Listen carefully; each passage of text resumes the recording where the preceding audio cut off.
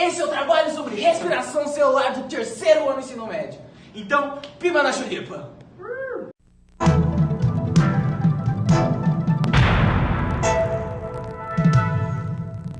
Boa noite, galera. Meu nome é Fabiano e eu vou fazer uma pequena introdução ao nosso trabalho de biologia sobre respiração celular.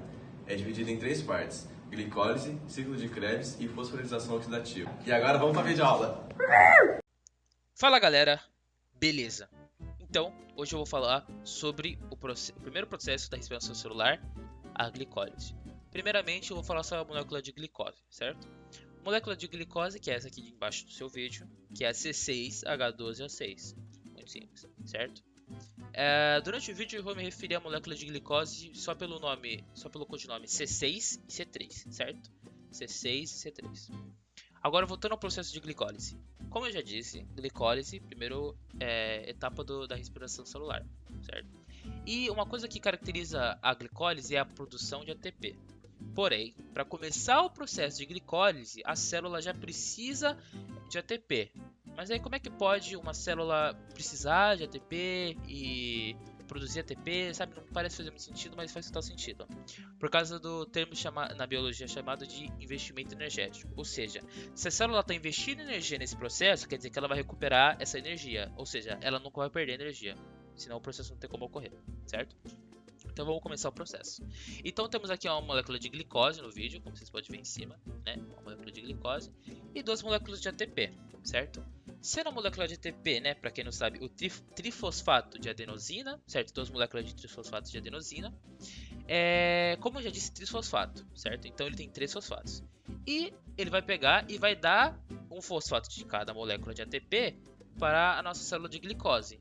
Ou seja, ela vai se transformar numa frutose 1,6 de fosfato, certo?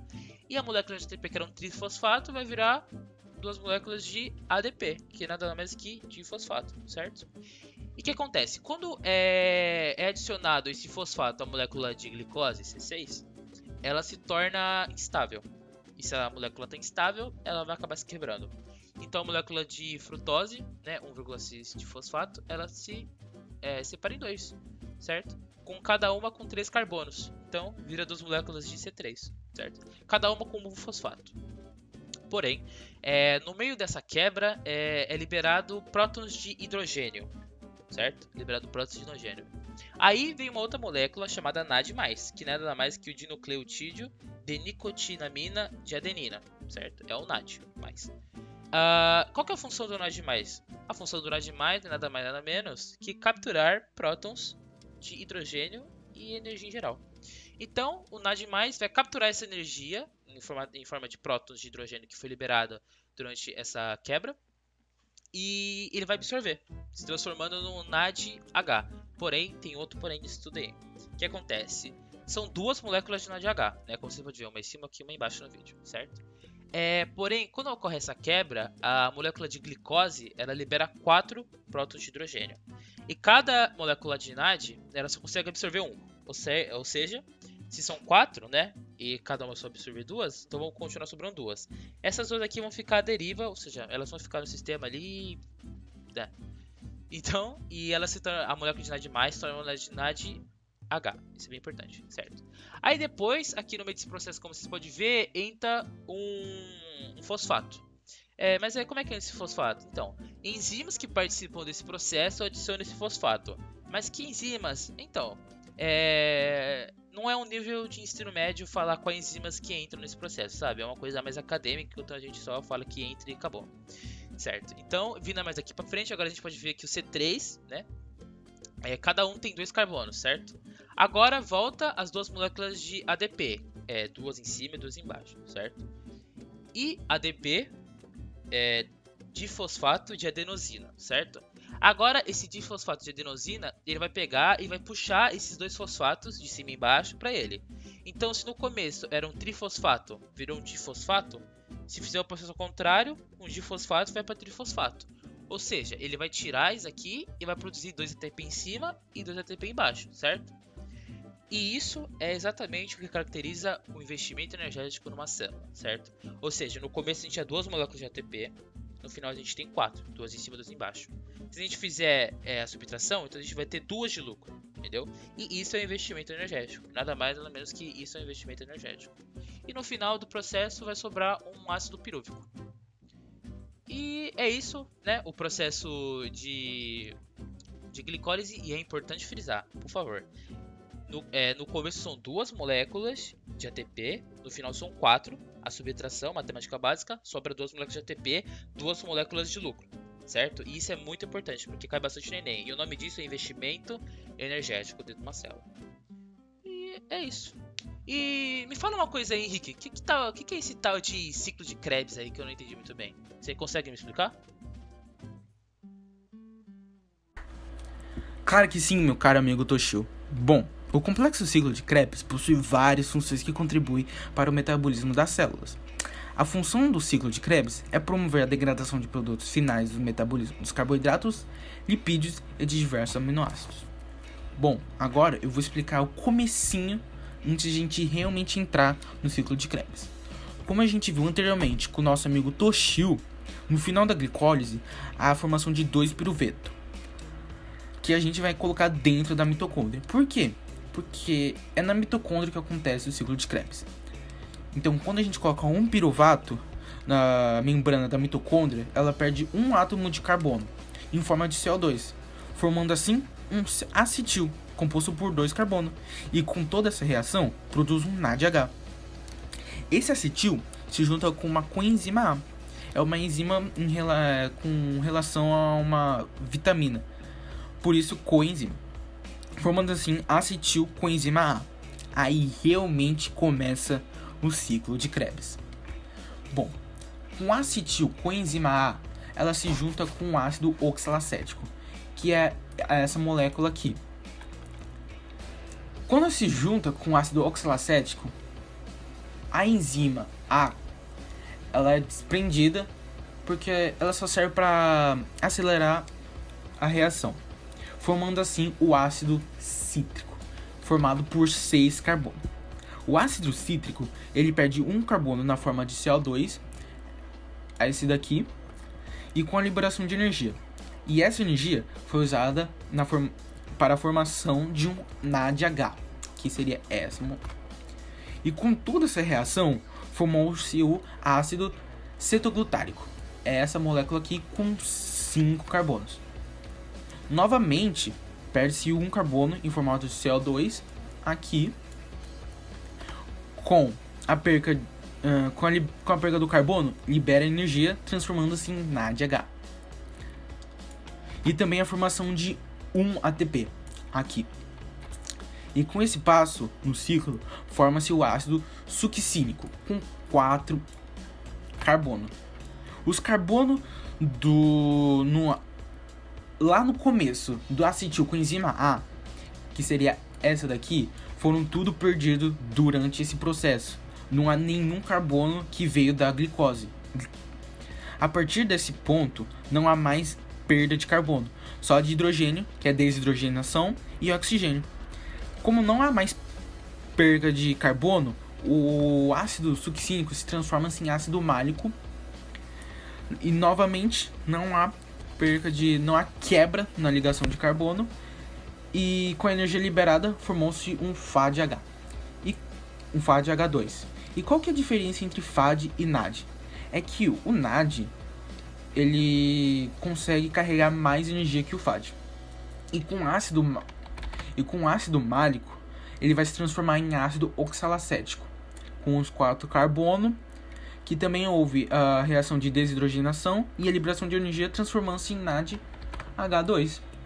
E aqui é praticamente o ciclo. Esse é praticamente o ciclo, porque o ácido oxalacético se junta com acetil coenzima A, se transformando em ácido cítrico, perde um carbono, se transforma em ácido cetroglutárico, perde mais um carbono, a energia se transforma em NADH e se transforma em um ATP, e com isso se forma o ácido succínico. O ácido succínico se transforma em ácido málico e o ácido málico se transforma em ácido oxalacético e começa tudo de novo.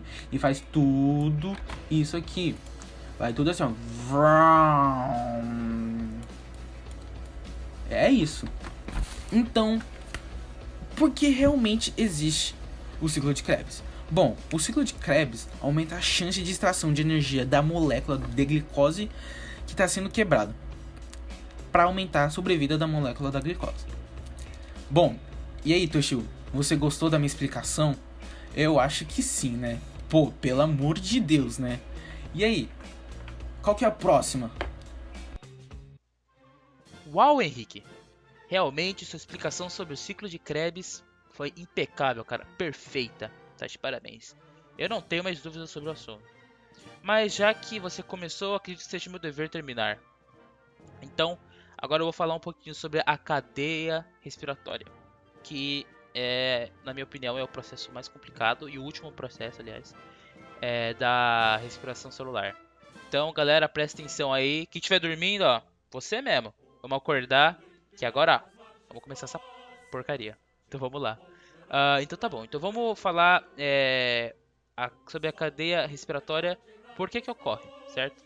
Então, a cadeia respiratória ocorre, né, para a produção de ATP, certo? Mas aí você fala, mais ATP? A glicose já não é para produzir ATP? Sim, é.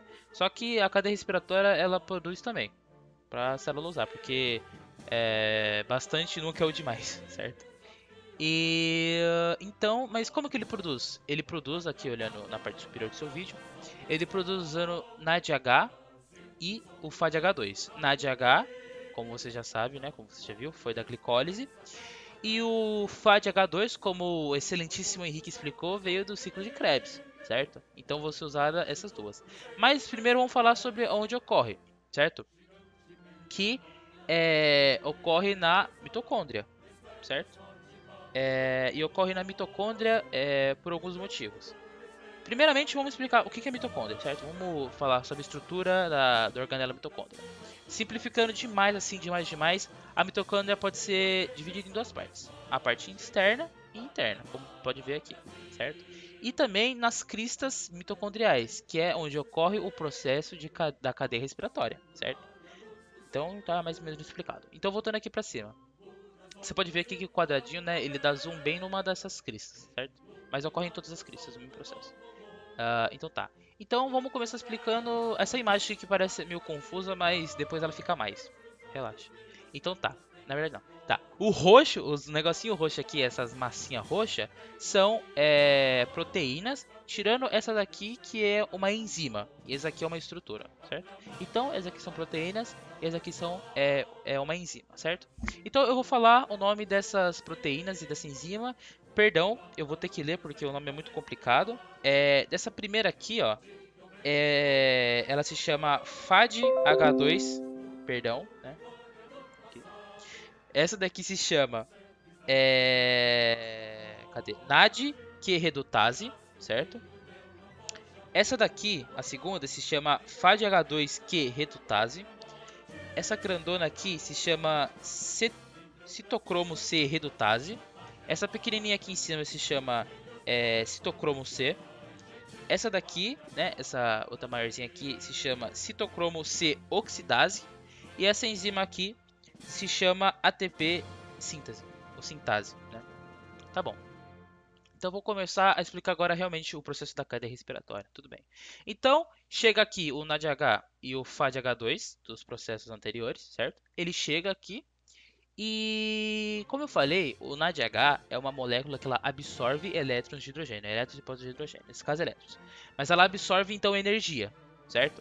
Então ela vai chegar aqui e vai usar esse elétron que ela absorveu do hidrogênio aqui, né, na parte da quebra molecular, e ela vai jogar dentro dessa proteína aqui, certo? Mas ela simplesmente joga porque ela quer? Não. Esse elétron está sendo atraído por esse O2 aqui, ó, certo? Esse é oxigênio. Mas e de onde vem o oxigênio? Esse oxigênio vem da sua respiração. Então você respira, o oxigênio entra dentro da sua célula, dentro da sua mitocôndria, depois ele fica aqui para usar como ímã para atrair essa energia, esse elétron, perdão.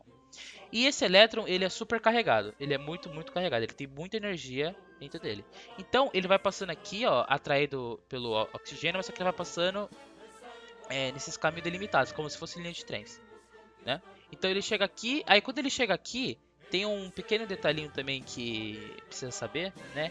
Que para ele passar nesse buraco aqui, né? Nesse espaço aqui, ele precisa de uma outra molécula que se chama ubiquinona.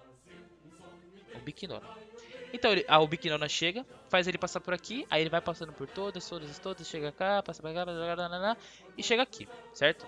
Quando ele chega aqui, ele vira H2O, vira água, né? A mesma coisa com o FAD-H2. O FAD-H2 solta, né, esse H, vem pra cá, passa por aqui, vira H2O, certo? Mas aí você fala, tá, mas tá passando e daí? Certo, como eu falei, esses elétrons eles são muito carregados, ou seja, enquanto eles estão passando nessas linhas de trem, eles estão liberando energia, certo? Eles estão meio que dando energia para essas proteínas. Então é uma molécula de elétron, muito carregado, ele passa e ele vai deixando energia no caminho, certo? Aí essa energia ela é usada para fazer o que? Aqui embaixo se encontram vários H+, certo? Dá para ver aqui na imagem, só que aqui eles já estão em cima. Esses H+ são o que? Eles se encontravam aqui e quando eles passam para cá, por causa dessa energia, né? Quando eles vão para cá e eles vão para a parte externa da membrana, o que acontece? Como eles são positivo, eles vão se sentir atraídos pelo lado negativo, que ocasionalmente está dentro da membrana, certo? Na parte interna da membrana. Então o que acontece? Como positivo atrai negativo e negativo atrai positivo, eles vão querer entrar. Certo? Só que não pode entrar em qualquer lugar, não é bagunça aqui não é bagunça. Então eles têm que entrar por essa outra estrutura aqui, que é a enzima, certo? Oxidase. O que acontece? Quando o H+, ele passa por ali, é como se fosse um gerador. Na verdade é igualzinho um gerador. Ele vai fazer ela girar, certo? E quando ela gira, ela vai produzir um íon, né, de fosfato, certo? Aí chega um ADP aqui boladão, absorve esse íon de fosfato e vira um ATP. Então, virou um ATP, certo? Aí tá a formação do ATP. Aí depois esse ATP passa por essa estrutura e volta para a célula. E aí depois é só alegria, né? Porque aí é glicólise, e aí volta todos os processos, é um ciclo, certo? E esse NAD, né, que depois vira NAD+, e esse FAD, eles voltam de novo para os processos anteriores, que era glicose e ciclo de Krebs, certo? E acho que mais uma coisa que vale ressaltar é que o NADH, né, esse elétron que ele solta tem muito mais energia que o do FADH2, certo? Então no NADH ele produz 3 ATPs e no FADH2 ele produz apenas 2, certo? E o que acontece? Esse processo aqui, ó, do ADP absorver o íon de fosfato e virar um ATP, isso se chama, é o que dá o nome do processo praticamente, de fosforilação oxidativa, certo? Fosforilação oxidativa é o nome desse processinho aqui, não é o do inteiro, isso aqui é uma respiração, uma cadeia respiratória. O nome desse processinho aqui é a fosforilação oxidativa, certo? E é isso, espero que tenha dado para entender bem, e é nóis, galera. Caralho, pagar isso daqui, mano. Nossa, vocês estão aqui, então essa é a final da videoaula, então falou!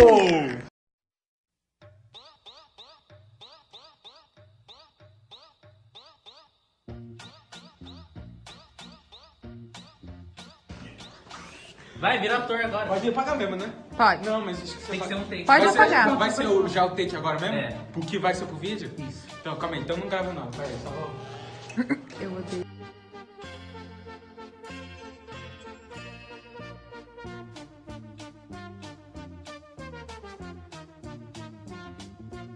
Ah, mano, tem que ser muita E credibilidade. até a próxima, galera. Rápido, rápido. 1, 2, 3. Ah, calma aí, ela começa a gravar, dá um segundo de fogo, vai. 3, 2, 1 e já! Beleza? Separado, beleza. Calma aí. Não, Vou dar um não segundinho. faz o barulho lá do... Não, mas já tá Já tá gravando, é só gravando. cortar. É bastidores. Vai lá. Vai ter que ter a palma, vai. Vai, 3, 2, 1 e já! Biologia da hora, respiração monstra.